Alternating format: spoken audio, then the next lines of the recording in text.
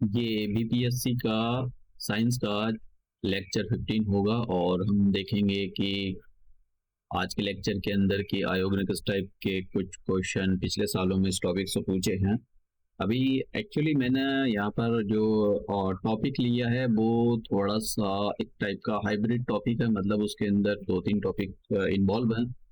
तो और कुछ क्वेश्चन पिछले वाले लेक्चर में मैंने आपको जो पढ़ाया है उससे रिलेटेड जो 2022 में क्वेश्चन पूछे थे वो हम सॉल्व करेंगे। जैसे कि मैं आपको ये पढ़ा चुका हूँ कि मोस्ट जैसे मैंने ये बताया था कि जो एल्यूमिनियम होता है, एल्यूमिनियम को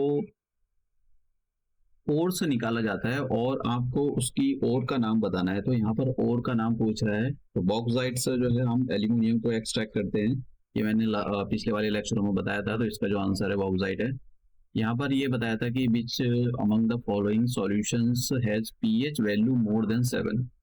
तो देखिए मैंने आपको बताया था कि जो पीएच स्केल होता है वो इस टाइप का होता है और यहाँ पर 0 होती है और ये 14 होता है, बीच में 7 होता है। तो 7 किस नंबर को रिप्रेजेंट करता है? 7 करता है कि ये जो सॉल्यूशन, कोई भी सॉल्यूशन वो न्यूट्रल होगा, ना तो वो एसिडिक होगा ना ही वो बेसिक होगा नेचर में। तो आप जैसी जैसी इधर की ओर जाओगे तो जो एसिड मतलब जो बेसिक है सॉल्यूशन का, जो बेस है वो बढ़ता चला जाएगा। और जैसे ही आप इधर जाओगे तो ये जो है एसिडिक होता चला जाएगा। तो इधर एसिड बनता है और इधर जो है बेस बनता है।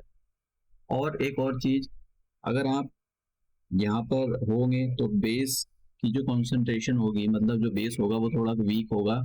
आप थोड़ा सा आगे जाओगे तो और ज्यादा स्ट्रांग हो जाएगा, आप थोड़ा सा और आगे बढ़ोगे तो और स्ट्रांग, तो और स्ट्रांग और स्ट्रांग इधर की ओर जाने पर, ठीक है, 7 से 14 की ओर जाने पर जो बेस होता है वो उसकी जो ओ एच आयन है, ओ एच आयन की कॉन्सेंट्रेशन बढ़ती है। क्योंकि मैंने आपको लास्ट लेक्चर में बताया था जो एसिड होते हैं acid H plus ion release करते हैं और जो बेस होते हैं वो O H minus ion release करते हैं। इसी से यही डेफिनेशन से एसिड और बेस के बारे में पता लगता है।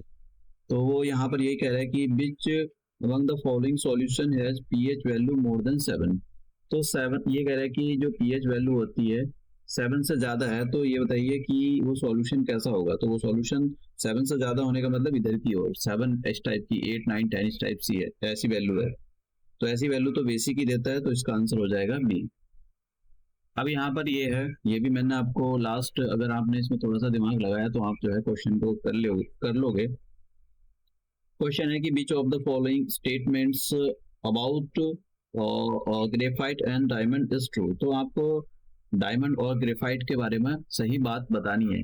मैंने आपको डायमंड और ग्रेफाइट के स्ट्रक्चर भी दिखाए थे, बकमिंस्टर फुल्डेंस का भी दिखाया था। तो अब देखिए दोनों के दोनों क्या हैं, दोनों के दोनों कार्बन के जो आइसोटोप हैं, और दोनों के दोनों कार्बन के आइसोटोप हैं। और इसका स्ट्रक्चर भी मैंने आपको दिखाया था। तो ग्रेफाइट क्या है? ग्रेफाइट मैंने आपको दिखाया था, जो हमारी पेंसिल होती है, पेंसिल की जो लिड होती है वो ग्रेफाइट की होती है। और ड्राई सेल के अंदर एक ब्लैक कलर का जो है एक इलेक्ट्रोड लगा रहता है, तो वो भी उसका होता है ग्रेफाइट का।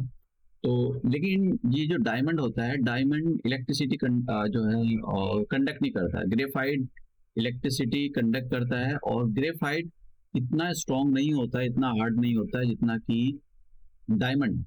तो अब पहला वाला स्टेटमेंट अगर हम पढ़ें तो they have the same crystal structure. उनका जो ये कह रहा है कि पहले वाले स्टेटमेंट में कि उनका स्ट्रक्चर एक जैसा होता है।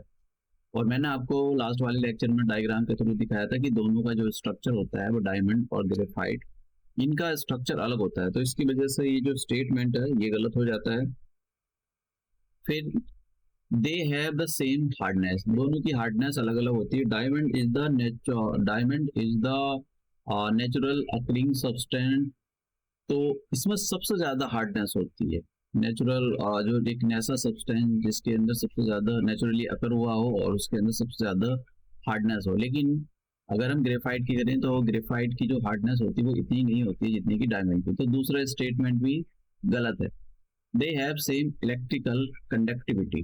देखिए डायमंड इलेक्ट्रिक कंडक्टिविटी नहीं करता, मतलब इलेक्ट्रिसिटी फ्लो करने में हेल्प नहीं करता है। लेकिन जो ग्रेफाइट होता है वो करता है, तो इसकी वजह से यही स्टेटमेंट भी गलत हो जाता है।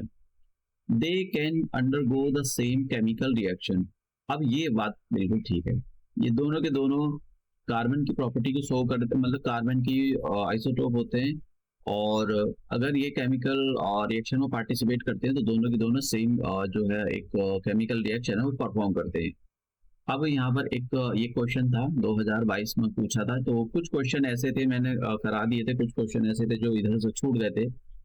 तो ये क्वेश्चन है कि जो वॉशिंग मशीन होती है, ये बताइए वॉशिंग मशीन किस प्रिंसिपल पर काम करती है। तो जो मैं आपको जो सेपरेशन बता रहा था, मैंने आपको वहाँ पर बताया था, सब्लिमेशन बताया था, सेंट्रीफ्यूगेशन बताया था। तो ये जो मशीन होती है, वॉशिंग मशीन हो गई, वो सेंट्रीफ्यूगेशन पर काम करती है। तो देखिए, जब भी कोई आप किसी चीज़ को ऐसे घुमाते हो तो हैवी पार्टिकल नीचे बैठ जाते हैं और लाइटर जो पार्टिकल होते हैं ऊपर होते हैं, तो इसी की वजह से जो आपके मैले कपड़े होते हैं वो साफ हो जाते हैं। और मैंने आपको बताया था कि कैसे जो गांव में गांव या शहरों में डेयरी होती है, तो उसके अंदर लोग दूध बेचने के लिए जाते हैं, तो वो उसके अंदर प्योरिटी के बेसिस पर उनको पैसे देते हैं कि जितना ज़्यादा प्योर होगा दूध उतना ही उनको अच्छे दाम मिलेंगे। तो कैसे पता किया जाता है, वो भी जो है साइंटिफिकेशन, एक मशीन होती है जो कि साइंटिफिकेशन प्रिंसिपल पर काम करती है। अब नेक्स्ट है, नेक्स्ट क्वेश्चन। मैंने ये जो क्वेश्चन है ये रिएक्टिविटी सीरीज पर बेस है, तो मैंने एक दो लेक्चर पहले आपको रिएक्टिविटी सीरीज दिखाई थी। तो आप रिएक्टिविटी सीरीज में सबसे नीचे जब आओगे तो आपने देखा था वहाँ पर गोल्ड भी मिलता है, प्लेटिनियम भी मिलता है। तो ये जो गोल्ड होते हैं और प्लेटिनियम, ये जल्दी से किसी के साथ भी जो है रिएक्शन नहीं करते, सिल्वर भी। तो ये इनको जो है ये किसी के साथ भी जो है रिएक्शन नहीं करते, अपने नेटिव स्टेट में ही रहते हैं, मतलब अपनी ओरिजिनल स्टेट में ही रहते हैं, तो इनको बोला जाता है कि ये जो है नोबल मेटल है।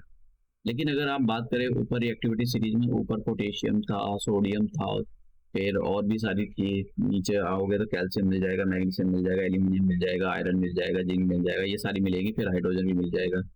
तो ये जो पोटेशियम और सोडियम मैंने बताया था कि बहुत ज़्यादा रिएक्टिव होते हैं, तो ये अपने नेटिव स्टेट में नहीं मिलते, प्योर फॉर्म में नहीं मिलते, कंबाइंड फॉर्म में मिलते हैं। तो इसकी वजह से इसने बोला कि जो नोबल, आप क्वेश्चन को हम रीड करते हैं, consider the following statement with respect to the noble metals. जो नोबल मेटल्स के बारे में यहाँ पर एक स्टेटमेंट, दो स्टेटमेंट देखिए, उसी के बारे में पढ़ना है। तो पहली वाली स्टेटमेंट है कि noble metal are found in pure form in nature. जो नोबल मेटल होती है वो प्योर फॉर्म में पाई जाती है नेचर में, ये बिल्कुल सही बात है। और ये जो स्टेटमेंट है बिल्कुल 100% बिल्कुल सही बात है। Uranium and the lead are the example of the noble metal. लेकिन देखो जो रिएक्टिविटी सीरीज है उसके अंदर से अगर आप देखो, और मैंने वैसे यूरेनियम के बारे में पढ़ा था, तो ये जो यूरेनियम होता है, यूरेनियम 235, तो यूरेनियम 235 ये जो है जो रेडियो एक्टिव की प्रॉपर्टी शो करता है, अपने अंदर से अल्फा बीटा गामा रे को एमिट करता रहता है। तो इसकी वजह से जो इसका इससे पता लगता है कि ये भी जो है काफ़ी रिएक्टिव है। तो इसकी वजह से यूरेनियम भी एक यूरेनियम जो है वो नोबल मेटल की कैटेगरी में नहीं आता है। तो ये स्टेटमेंट गलत हो जाता है। इसका मतलब ये हुआ कि हमारा जो पहला वाला स्टेटमेंट है वही सही है। तो हमारा केवल अब यहाँ पर कहते हैं कि ये सही स्टेटमेंट पकड़ना था हमको, तो डी आंसर हो जाएगा इसको। समझ गए आप? तो ये जब 2022 के क्वेश्चन मैं आपको सॉल्व करा रहा हूँ कि किस टाइप के क्वेश्चन अभी हम देखेंगे। ये वाला क्वेश्चन अभी आने वाले लेक्चर आज ही देखेंगे। और मैं यहाँ पर एक और चीज़ बता देता हूँ कि बीच ऑफ द, वैसे इसका आंसर जो है, ये जो क्विकलाइम होता है, ये कैल्शियम ऑक्साइड, ये भी हम देखेंगे आने वाले, इसका आंसर डी है, अभी कमिंग स्लाइड में देखेंगे। तो यहाँ पर ये है कि which of the following is the main ingredient of the limestone, sorry cement. देखिए जो सीमेंट, ये लाइमस्टोन पत्थर होता है, तो इसी को पीस कर जो है सीमेंट बनाया जाता है। तो लाइमस्टोन बहुत इंपॉर्टेंट रोल प्ले करता है सीमेंट की इंडस्ट्री में।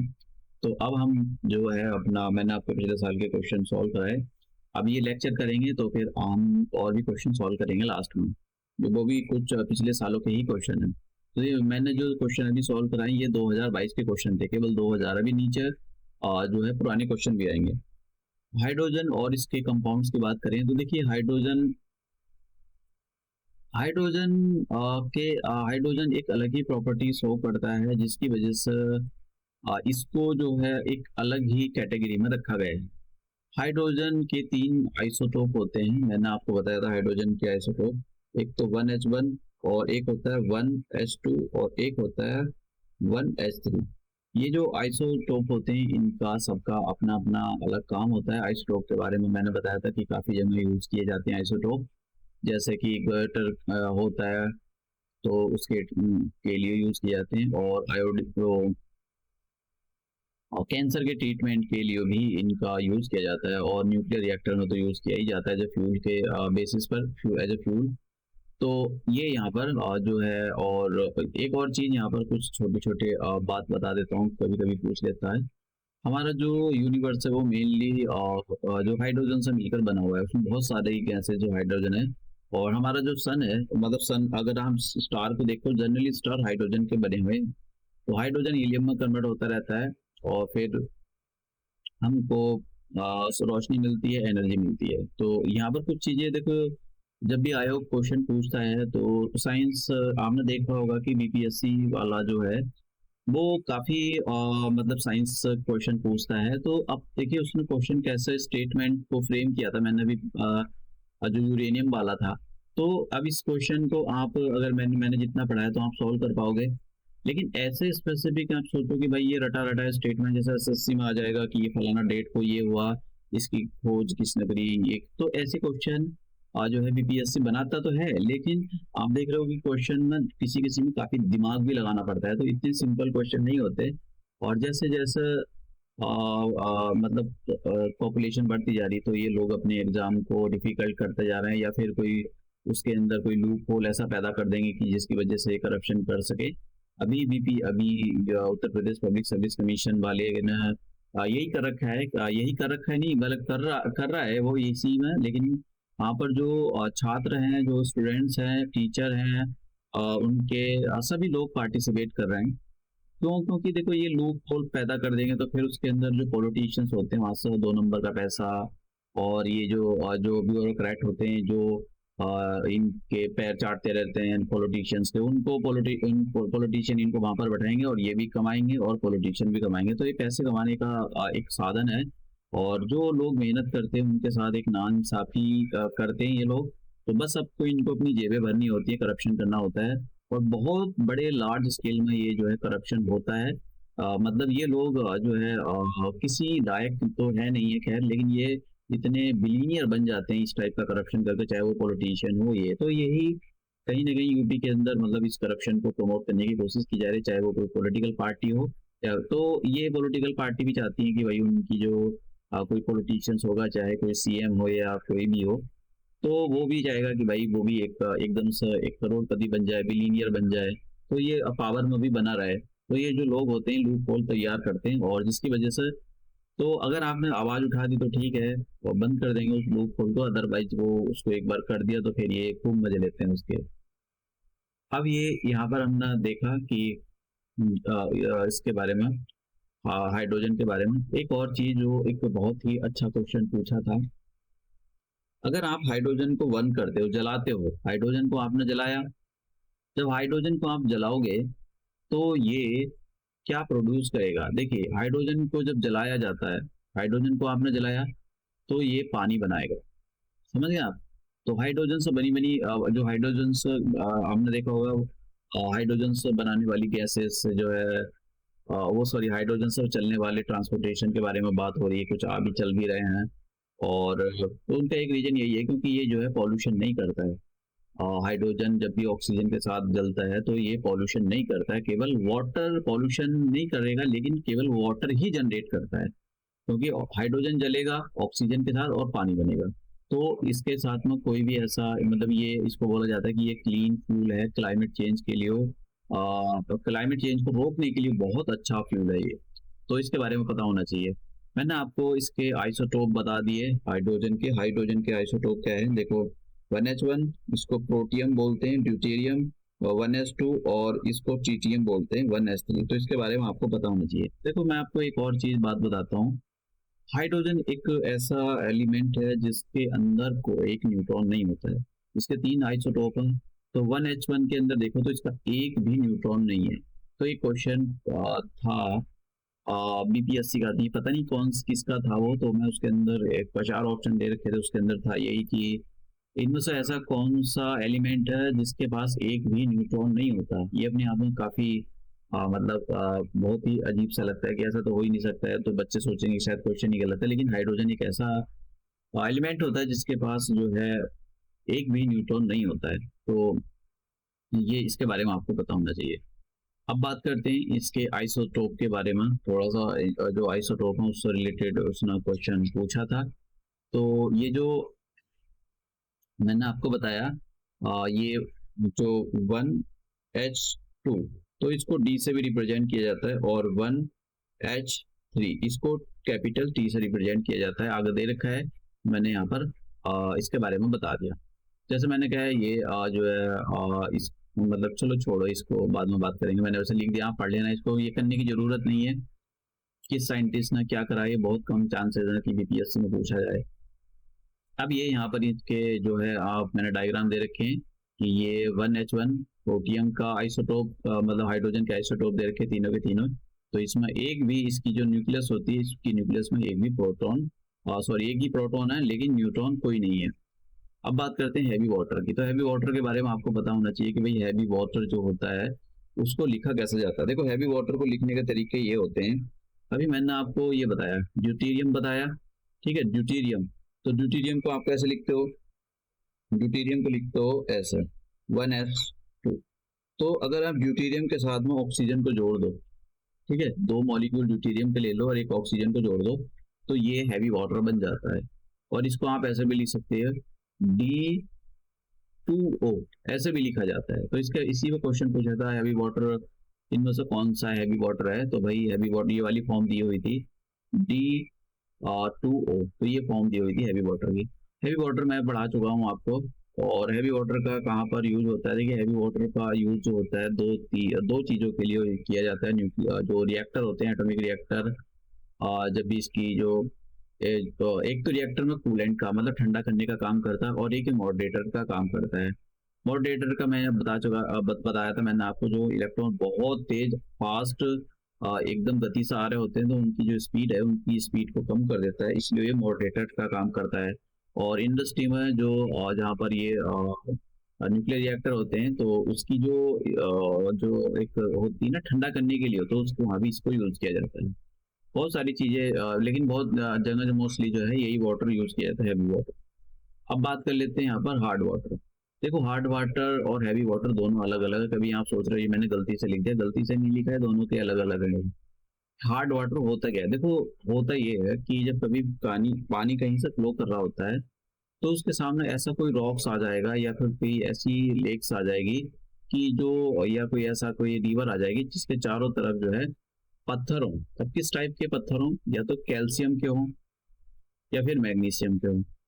तो ये जो इनसे पास होता है जब पानी, या नीचे भी हो सकता है, तो पानी ये जो कैल्शियम और मैग्नीशियम इनकी आयोनाइज फॉर्म होती है Ca+, ये Ca। तो ये क्या काम करता है, जब पानी इससे पास होता है तो ये इसमें घुल जाते हैं, तो जिसकी वजह से पानी बहुत हार्ड हो जाता है। जब पानी हार्ड हो जाता है, तो पानी हार्ड होने का मतलब ये है कि उसके अंदर मिनरल्स ज्यादा आ गए। कौन कौन से मिनरल्स आ गए, एक तो कैल्शियम और एक मैग्नीशियम, ये मिनरल्स ज्यादा आ गए।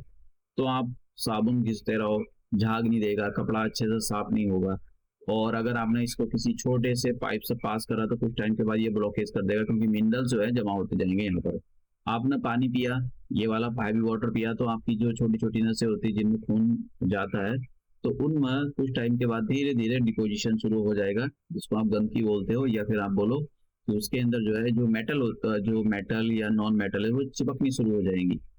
तो इसकी वजह से ब्लॉकेज हो जाता है, और जो है कुछ भी मतलब पॉसिबल नहीं हो जाएगा, इंसान की डेथ हो जाएगी। अगर बात करें कि हैवी वाटर जो सिंचाई के काम में हम ला सकते हैं क्या यूज पेड़ों के लिए, देखिए पेड़ों में भी यही हालत है जो इंसानों में है। तो ये भी जो जाइलम होते हैं, जाइलम और टिश्यू होते हैं प्लांट्स के, आपने वास्कुलर बंडल टिश्यू के बारे में पढ़ा था, जब मैं आपको बायोलॉजी पढ़ाऊंगा तो तब उसके बारे में आपको बताऊंगा। तो वहाँ पर एक वास्कुलर टिश्यू होता है जाइलम और फ्लोम। तो ये जो फ्लोम जाइलम होता है, जाइलम जो होता है वो पानी को कंडक्ट करने का काम करता है, मिनरल्स एंड वाटर। तो ये जो जब इसकी छोटी छोटी सी ट्यूब के बारे में भी आपने पढ़ा होगा, नहीं पढ़ा होता कोई दिक्कत नहीं, छोटी छोटी ऐसी ट्यूब्स होती हैं, तो जब इन ट्यूब से ये हार्ड वाटर पास होएगा तो वो क्या करेगा, कैल्शियम और मैग्नीशियम को डिपोजिट कर देगा, जिसकी वजह से ये ब्लॉक हो जाएगी और फिर जो पानी ऊपर जा नहीं पाएगा, और पानी ऊपर नहीं जाएगा तो फोटोसिंथेसिस की रिएक्शन नहीं होगी और जो पौधा है सूख जाएगा। तो अब हम बात करते हैं हाइड्रोजनेशन। हाइड्रोजनेशन वैसे ये carbon and its compound carbon and its compound का था, लेकिन मैंने यहाँ पर इसको यूज किया। देखो हाइड्रोजनेशन होता क्या है, आपने कभी देखा है वनस्पति घी के बारे में सुना है, वनस्पति घी कैसे बनता है? देखो उसको जिस प्रोसेस से बनाया जाता है उसको हाइड्रोजनेशन प्रोसेस बोलते हैं। इसमें होता क्या है, देखो इसमें ये होता है कि जो हमारे पास वेजिटेबल ऑयल होता है, वेजिटेबल ऑयल क्या होता है, वेजिटेबल ऑयल हो गया जैसे ग्राउंड नट, मूंगफली का तेल हो गया, कॉटन के सीड होते हैं उनका तेल हो गया, मस्टर्ड जो ऑयल होता है वो उसका तेल हो गया। तो ये डबल बॉन्ड से जुड़े हुए होते हैं, ठीक है, अनसैचुरेटेड होते हैं और अनसैचुरेटेड ये डबल बॉन्ड से जुड़े होते हैं। अब ये अनसैचुरेटेड फैट जो होते हैं हमारी बॉडी के लिए अच्छे होते हैं। अनसैचुरेटेड फैट, सैचुरेटेड फैट जो नेचुरली प्रोड्यूस किए जाते हैं वो अच्छे होते हैं, लेकिन जो आर्टिफिशियली बनाए जाते हैं, कैसे बनाए जाते हैं वो मैं आपको दिखाने के लिए दिखाऊंगा आपको। इस आर्डियोजेनेसिस प्रोसेस के थ्रू ही उनको बनाया जाता है। तो इसमें होता क्या है कि ये जो आप देख रहे हो तो ग्राउंड नट का तेल हो गया, कॉटन का तेल हो गया, मस्टर्ड ऑयल हो गया, इनके अंदर निकिल, मतलब इसके अंदर एक तो निकिल वो बहुत ज्यादा टेम्परेचर दिया जाता है इसको नीचे से, और हाइड्रोजन गैस को पास कराया जाता है। ठीक है, ये जैसे ये क्या है, ये आपके पास वेजिटेबल ऑयल है। वेजिटेबल ऑयल जो होते हैं वो अनसैचुरेटेड फैट होते हैं। अनसैचुरेटेड फैट जो होते हैं वो बॉडी के लिए अच्छे होते हैं, जैसे कि आपने सरसों के तेल में आप खाना बनाते हो तो वो काफी अच्छा होता है। अगर उस सरसों के तेल को आप उसमें हाइड्रोजन ऐड कर दो, किसी भी फॉर्म में हाइड्रोजन गैस के फॉर्म में ऐड करा दो, और उसके अंदर ये डाल दो कैटेलिस्ट निकल, और हाई टेम्परेचर दे दो, मतलब टेम्परेचर उसका भट्टे पर अच्छे खासे भट्टे पर उसको गर्म करो, तो ये हाइड्रोजन जो है इसके अंदर मिलेगा तो ये बन जाएगा सैचुरेटेड फैट। और सैचुरेटेड फैट नेचुरली ठीक होते हैं, लेकिन जो आर्टिफिशियली बनाए जाते हैं, जैसे यहाँ पर वनस्पति घी बनाया जाता है, ये बहुत खतरनाक होते हैं। ये करते क्या है कि बॉडी के अंदर जाएंगे और बॉडी के अंदर ब्लॉकेज कर देते हैं, और फिर कोई हार्ट अटैक से बन जाएगा, कोई किसी चीज से मर जाएगा। तो वो ये हार्ट अटैक से ही लोगों को मार देते हैं, ये वाले जो घी होते हैं वनस्पति घी। तभी आपने देखा था कि नोएडा में आज तक भी थी, मतलब बहुत न्यूज़पेपर ने कवर किया था उसको, कि वो जो है घी बना रहा था। तो कैसा घी, उसके अंदर घी, वो घी नहीं था जो ये था कौन सा ब्रांड, अमूल का पैकिंग अमूल की थी। अमूल की जो पैकिंग अमूल ने कई साल पहले बंद कर दी थी, तो उसके अंदर उन्होंने उस पैकिंग के अंदर जो अमूल ने कई साल पहले बंद कर दी थी, उसके अंदर अपना घी बना रहा था वो।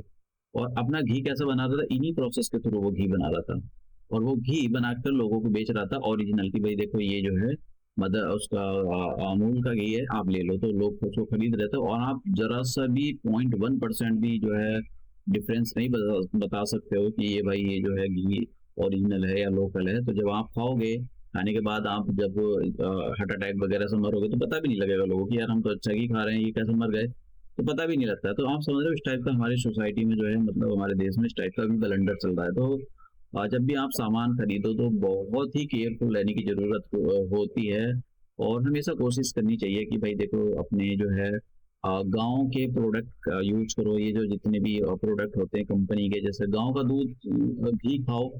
अब लोग कहते हैं कि गांव कौन जाएगा, देखो आप गांव से सामान नहीं खरीदते तो इसलिए गांव वालों को फायदा नहीं होता ना, तो उनका दूध सस्ते दामों में बेचा जाता है, और वो बेचारे अपने घी घी के भी अच्छे पैसे नहीं मिल पाते। अब वो यही आप सड़ा हुआ घी खाओगे महंगे रेटों में। तो लोगों को कोशिश करनी चाहिए कि रूरल एरिया से कुछ अपने जो है कांटेक्ट रखने चाहिए, क्योंकि एक ऐसा नहीं है कि देखो लाइफ स्टाइल बहुत जरूरी होता है आपको अच्छी एक लंबी आयु जीने के लिए। अगर आपका लाइफ स्टाइल अच्छा नहीं है, खाना पीना अच्छा नहीं है, तो आप 60-70 में ही मर जाओगे। तो इसलिए अब ये तभी पॉसिबल हो सकता है जब आप जो जो गांव में रहने वाले लोग हैं उनको कांटेक्ट रखो। उन बहुत अच्छी, आप कभी भी गांव में जा रहे हो तो ये गांव में जा रहे हो या किसी गांव से पास हो रहे हो तो मिल लो उनसे कि भाई दूध मिल जाएगा क्या। ऐसा नहीं होता है कि वो गांव के लोग इतने वो नहीं होते, दूध भी मिलेगा, घी भी मिलेगा, तो इस टाइप से उनका बिजनेस भी चलेगा। और उन एक गांव के पास, गांव के लोगों के पास पैसा भी आएगा, तो लोग वहां पर डेयरी फार्मिंग जो भी है करना वो करेंगे। लेकिन हमारे यहाँ पर ये सब कुछ है नहीं है, क्योंकि ना तो शहर वालों को गांव से लेना होता है, ना गांव वालों को शहर से लेना होता है। वो तो गांव वाले हैं, उनको ज़्यादा पता भी नहीं होता, कनेक्टिविटी इतनी भी नहीं होती, तो जिसकी वजह से सारा कांटेक्ट हो जाता है, तो उल्टे सीधे दामों पर उनका सामान बिकता है। और शहरों में वही चीज़, अभी आपने देखा होगा गाँव में, मतलब यहाँ से लोग गाँव में 30 रुपए या 35 रुपए लीटर प्योर दूध मिलता है, और यहाँ पर क्या 50 रुपए, मतलब यहाँ पर जो है कितना महंगा दूध मिलता है, बहुत महंगा दूध मिलता है। तो वो भी पता नहीं कैसा कैसा दूध होता है।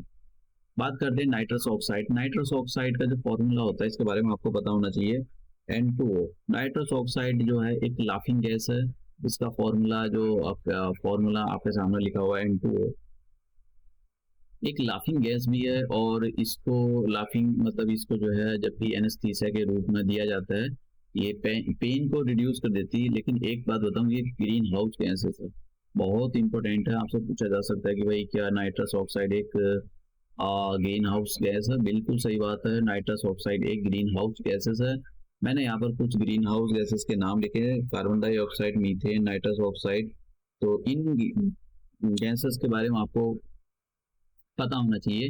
ये जो है, ये जितनी भी गैस यहाँ पर लिखी है ग्रीन हाउस गैसेस है, और ये बहुत नुकसान करती है। आप देख रहे हो ना, टेम्परेचर दिल्ली के अंदर 50-50 डिग्री जा रहा है, तो उसका एक रीजन क्या है? Green house gases.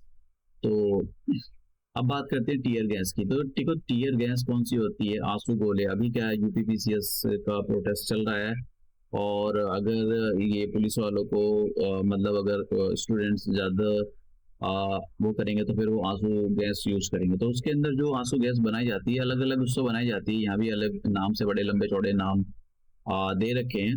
लेकिन हम देखेंगे कि क्लोरीन को यूज किया जाता है आंसू गैस, टीयर गैस बनाने में। तो इसी पर आयोग ने जो है क्वेश्चन पूछा है। अब यहाँ पर सल्फर हेक्साफ्लोराइड, सल्फर हेक्साफ्लोराइड जो है, मैंने यहाँ पर इसके सल्फर हेक्साफ्लोराइड के बारे में बताया कहीं? हाँ, यहाँ पर तो नहीं है, चलो ठीक है। अब देखो, सल्फर हेक्साफ्लोराइड का आप उसने आयोग ने यहाँ पर बस यही पूछा था इसका स्ट्रक्चर कैसा होता है। तो देखो, 10th क्लास तक की एनसीईआरटी आपको छोड़नी नहीं है। आप वैसे भी अगर आपके पास टाइम है तो पढ़ लग सकते हो। वैसे मैंने यहाँ पर कोशिश की है कि सारी एनसीईआरटी का मटेरियल आपके सामने उसको मैं रिप्रोड्यूस करूँ, और क्वेश्चन पिछले साल के मैं सारे आपको कराता चल रहा हूँ।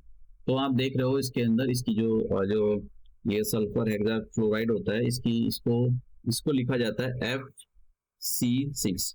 इसको इस टाइप से लिखा जाता है। और ये आपसे पूछा भी जा सकता है, भाई इसको कैसे लिखा जाता है? ये फॉर्मूला लिखा है इसका, केमिकल फॉर्मूला। तो इसका जो स्ट्रक्चर होता है, ये जो सल्फर हेक्साफ्लोराइड होता है, सल्फर हेक्साफ्लोराइड का जो स्ट्रक्चर होता है वो ऑक्टाहेड्रल होता है। ऑक्टाहेड्रल, ये जो है मैंने यहाँ पर जो डायग्राम दिया है, ये ऑक्टाहेड्रल का है। तो इसमें क्या होता है कि इसमें एक बीच में एक सेंटर होता है, और यहाँ पर ये सब आप देख रहे हो 6 ये एटम चिपके हुए हैं। ठीक है, तो इसके बारे में पता, इसमें यही पूछा था कि ये बताओ कि भाई ये जो इसका सल्फर हेक्साफ्लोराइड होता है, इसका कैसा जो है स्ट्रक्चर होता है। तो इस स्ट्रक्चर के बारे में पूछा था। हाँ, आपसे फॉर्मूला पूछ सकता है कि भाई सल्फर हेक्साफ्लोराइड का फॉर्मूला क्या होता है, तो पता होना चाहिए इसके बारे में। नेक्स्ट, हीलोक्स। देखो, ये जो गैस है दो टाइप से मिलकर बनी हुई है, एक तो हीलियम, ठीक है, दूसरा ऑक्सीजन। अब इसका काम इसका यूज क्या पर है, दोनों को मिलाने का क्या फायदा है? देखो, जो डाइवर्स होते हैं जो पानी के अंदर जाते हैं, तो वो अपने साथ में इसी गैस का सिलेंडर ले जाते हैं, ठीक है। तो जो पानी में बहुत नीचे जाते हैं, जमीन में, और नीचे पानी में कूद के जाते हैं, और बहुत टाइम बाद आते हैं, तो उनके पास सिलेंडर होता है, तो वो सिलेंडर के अंदर ये गैस भरी होती है। तो इस गैस के बारे में पता होना चाहिए। ब्रोमाइन, देखो ये काफी सारी चीजें ऐसी होती हैं जो याद भी नहीं होती। जैसे ये अतरंगी टाइप का कुछ न पूछ लिया था, कलर ही पूछ लिया था कि इसका रेड ब्राउन कलर होता है।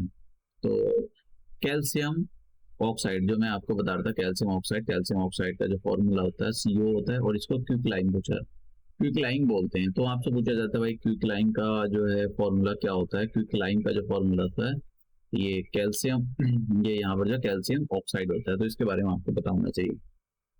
ये ऐसा दिखता है, अब हम पिछले साल जो आयोग ने क्वेश्चन पूछे हैं, मैंने अभी 2022 तक के ही क्वेश्चन सॉल्व कराए हैं, अभी और इनको सॉल्व करते हैं। पहला क्वेश्चन ये, burning of the hydrogen produce. Burning of hydrogen, जब भी हाइड्रोजन को जलाया जाएगा तो वो वाटर प्रोड्यूस करती है, इसलिए वो हाइड्रोजन गैस जो होती है इको फ्रेंडली है, मतलब वो क्लाइमेट चेंज नहीं करती है।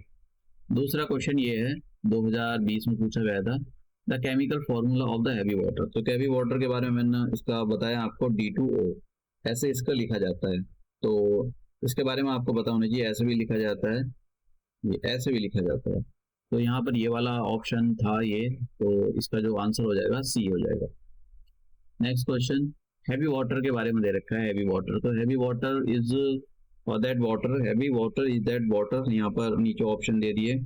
Temperature of which is capped at 4 degree Celsius, क्या ये बात ठीक है? या इन विच इनसॉल्युबल सॉल्ट, और ये या ये ठीक है, in which isotope take place of the hydrogen, ये बात बिल्कुल ठीक है हाइड्रोजन वाली, क्योंकि ये जो हैवी वाटर हम पढ़ रहे थे वो है क्या, D2O। लेकिन D2O के अंदर अगर आप देख रहे हो तो हाइड्रोजन का जो दूसरे नंबर का आइसोटोप था, ठीक है, वो जुड़ा हुआ है जिसको D से रिप्रेजेंट किया जाता है। उसके साथ में हमने यहाँ पर आज जो उसके 2 मॉलिक्यूल ले लिए और ऑक्सीजन को जोड़ दिया, तो ये बन गया हमारे पास हैवी वाटर। तो ऑक्सीजन, इसके अंदर हाइड्रोजन के आइसोटोप जुड़े हुए होते हैं। Next question, the pH value of the water. Water की पीएच वैल्यू 7 होती है। देखो, वाटर की पीएच वैल्यू 7 नहीं होती है, लेकिन इसके क्वेश्चन के हिसाब से इसका कहने का मतलब ये, जो वाटर होता है वो प्योर है, उसके अंदर कोई मिलावट नहीं है, तो इसी की वजह से वाटर प्योर है।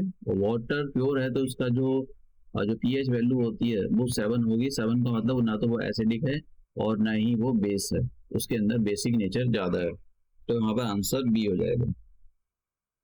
The gas use in manufacture of the वनस्पति घी फ्रॉम द वनस्पति ऑयल। तो ये कह रहा है कि भाई आप वनस्पति घी बनाते हो, मैंने आपको हाइड्रोजनेशन प्रोसेस के थ्रू दिखाया।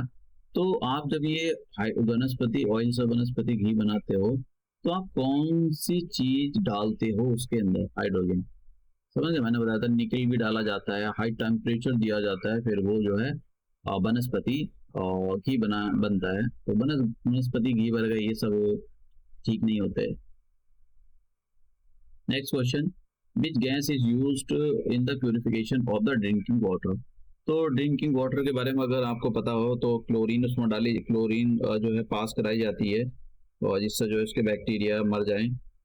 Next question, which is used as a laughing gas. तो नाइट्रस ऑक्साइड, देखिए बहुत ही केयरफुली हैंडल करने की क्वेश्चन है, क्वेश्चन को हैंडल करने की जरूरत है, क्योंकि यहाँ पर बहुत सारे नाम एक ही जैसे हैं। तो नाइट्रस ऑक्साइड, इसका ये हो जाएगा। Which of the following is known as the laughing gas, nitrous oxide, ये आंसर हो जाएगा बी।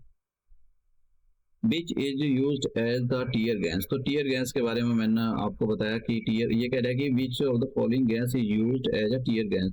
तो टीयर गैस जो बनाई जाती है वो क्लोरीन से मिलकर बनाई जाती है, इसलिए उसका आंसर डी हो जाएगा।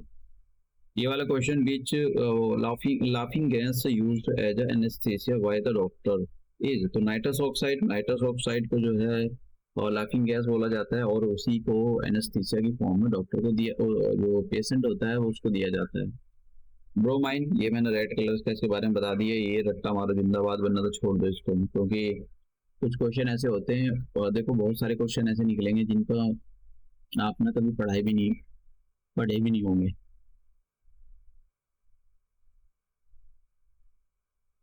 अब नेक्स्ट क्वेश्चन, कि which of the following pair of the gas is used for respiratory activity, वो respiratory activities of the diverse. तो ये कह रहा है कि भाई जब भी जो डाइवर्स होता है वो अपने रेस्पायर मतलब ऑक्सीजन नीचे लेने सिलेंडर ले जाता है, तो उसके अंदर कौन कौन सी 2 गैसेस मिली होती है? तो मैंने आपको बताया था कि हीलियम और ऑक्सीजन मिली हुई होती है। तो ये हमारा जो है, मैंने आपको पिछले सालों के किस टाइप के आयोग क्वेश्चन पूछता है ये सब चीज़ें बताई। तो आपको साइंस को जो है सीरियसली लेना चाहिए अगर आप स्पेशली DPSC की तैयारी कर रहे हो, तो क्योंकि उसके अंदर काफ़ी वेटेज होता है। तो ये हम लेक्चर अपना यहीं समाप्त करते हैं, और हम मिलते हैं अपने नेक्स्ट लेक्चर के अंदर।